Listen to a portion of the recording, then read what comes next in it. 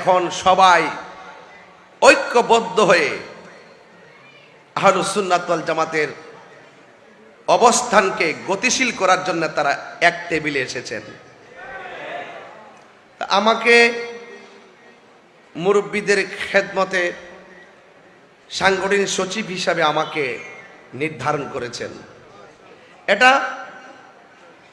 অনেক বড় একটি দায়িত্ব।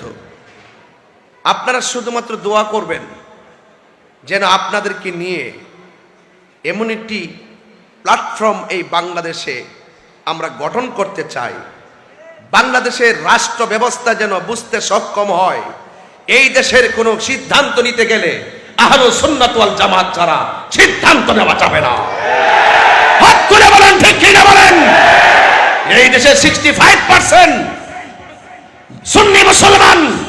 সুন্নি মুসলমানদেরকে বাদ দিয়ে এই দেশে কখনো শান্তির